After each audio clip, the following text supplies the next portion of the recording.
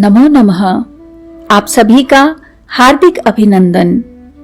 आइए श्री विष्णु पुराण के पंचम अंश के तीसरे अध्याय का पाठन आरंभ करते हैं। भगवान का आविर्भाव तथा योग माया द्वारा कंस की वंचना। श्री पराशर जी बोले, हे मैत्रेय, देवताओं से इस प्रकार स्तुति की जाती हुई देवकी जी ने संसार की रक्षा के कारण भगवान पुंडरीकाक्ष को गर्भ में धारण किया। तदनंतर संपूर्ण संसार रूप कमल को विकसित करने के लिए देवकी रूप पूर्व संध्या में महात्मा अच्युत रूप सूर्य देव का आविर्भाव हुआ।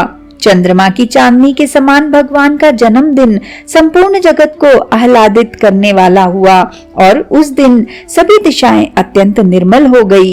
श्री जनार्दन के जन्म लेने पर संत जनों को परम संतोष हुआ। प्रचंड वायु शांत हो गया तथा नदियां अत्यंत स्वच्छ हो गई। समुद्रगण अपने घोष से मनोहर बाजे बजाने लगे, गंधर्व राज गान करने लगे और अप्सराएं नाचने लगी। श्री जनार्दन के प्रकट होने पर आकाशगामी देवगण पृथ्वी पर पुष्प बरसाने लगे तथा शांत हुए यज्ञाग्नि फिर प्रज्वलित हो गए। हे द्विज, अर्धरात्रि के समय सर्वाधार भगवान जनार्दन के आविर्भूत होने पर पुष्प वर्षा करते हुए मेघगण मंद मंद गर्जना करने लगे। उन्हें खिले हुए कमल दल की सी आभा वाले चतुर्भुज और वक्षस्थल में श्रीवत्स चिन्ह स्थित उत्पन्न हुए देख आनक दुदुम्बी वसुदेव जी की स्तुति करने लगे। हे द्विजोत्तम, महामती वसुदेव जी ने प्रसाद युक्त वचनों से भगवान की स्तुति कर कंस से भयभीत रहने के कारण इस प्रकार निवेदन किया। वसुदेव जी बोले, हे देव देवेश्वर, यद्यपि आप साक्षात परमेश्वर प्रकट हुए हैं, तथापि हे देव, मुझ पर कृपा करके अब अपने इस शंख चक्र गदाधारी दिव्य रूप का उपसंहार कीजिए। हे देव, यह पता लगते ही कि आप मेरे इस गृह में अवतीर्ण हुए हैं, कंस इसी समय मेरा सर्वनाश कर देगा। देवकी जी बोली, जो अनंत रूप और अखिल विश्व स्वरूप है, जो गर्भ में स्थित होकर भी अपने शरीर से संपूर्ण लोकों को धारण करते हैं तथा जिन्होंने अपनी माया से ही बाल रूप धारण किया है, वे देव देव हम पर प्रसन्न हो। हे सर्वात्मन, आप अपने इस चतुर्भुज रूप का उपसंहार कीजिए। भगवन, यह राक्षस के अंश से उत्पन्न कंस आपके इस अवतार का वृतांत न जानने पावे। श्री भगवान बोले, हे देवी, पूर्व जन्म में तूने जो पुत्र की कामना से मुझसे पुत्र रूप से उत्पन्न होने के लिए प्रार्थना की थी, आज मैंने तेरे गर्भ से जन्म लिया है। इससे तेरी वह कामना पूर्ण हो गई है। श्री पराशर जी बोले, हे मुनि श्रेष्ठ, ऐसा कहकर भगवान मौन हो गए तथा वसुदेव जी भी उन्हें उस रात्रि में ही लेकर बाहर निकले। वसुदेव जी के बाहर जाते समय कारागृह रक्षक और मथुरा के द्वारपाल योग निद्रा के प्रभाव से अचेत हो गए। उस रात्रि के समय वर्षा करते हुए मेघों की जल राशि को अपने फणों से रोककर श्री शेष जी आनक दुदुम्बी के पीछे पीछे चले।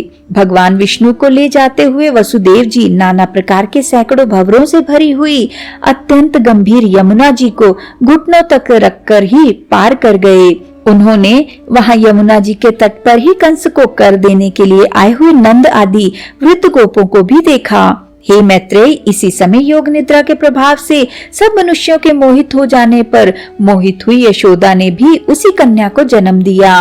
तब अतिशय कांतिमान वसुदेव जी भी उस बालक को सुलाकर और कन्या को लेकर तुरंत यशोदा के शयन गृह से चले आए। जब यशोदा ने जागने पर देखा कि उसके एक नील कमल दल के समान श्याम वर्ण पुत्र उत्पन्न हुआ है, तो उसे अत्यंत प्रसन्नता हुई। इधर वसुदेव जी ने कन्या को ले जाकर अपने महल में देवकी के शयन गृह में सुला दिया और पूर्ववत स्थित हो गए। हे द्विज, तदनंतर बालक के रोने का शब्द सुनकर कारागृह रक्षक सहसा उठ खड़े हुए और देवकी की संतान उत्पन्न होने का वृतांत कंस को सुना दिया। यह सुनते ही कंस ने तुरंत जाकर देवकी के रुंधे हुए कंठ से छोड़ छोड़ ऐसा कहकर रोकने पर भी उस बालिका को पकड़ लिया और उसे एक शिला पर पटक दिया। उसके पटकते ही वह आकाश में स्थित हो गई और उसने शस्त्र युक्त एक महान अष्टभुज रूप धारण कर लिया। तब उसने ऊंचे स्वर से अट्टहास किया और कंस से रोषपूर्वक कहा, अरे कंस, मुझे पटकने से तेरा क्या प्रयोजन सिद्ध हुआ? जो तेरा वध करेगा उसने तो पहले ही जन्म ले लिया है। देवताओं के सर्वस्व वे हरि ही तुम्हारे कालनेमी रूप पूर्व जन्म में भी काल थे। अतः आज जानकर तू शीघ्र ही अपने हित का उपाय कर। ऐसा कह वह दिव्य माला और चंदनादि से विभूषिता तथा सिद्धगण द्वारा स्तुति की जाती हुई देवी भोजराज कंस के देखते देखते आकाश मार्ग से चली गई। इसी के साथ आज के इस सुंदर पाठन को हम यहीं पर विराम देते हैं और अगले अध्याय के पाठन के लिए हमारे साथ फिर से जुड़िएगा। आइए विष्णु जी के इस सुंदर मंत्र से आज के पाठन का समापन करते हैं।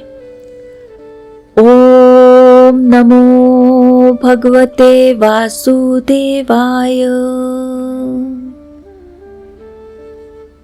ओम नमो भगवते वासुदेवाय।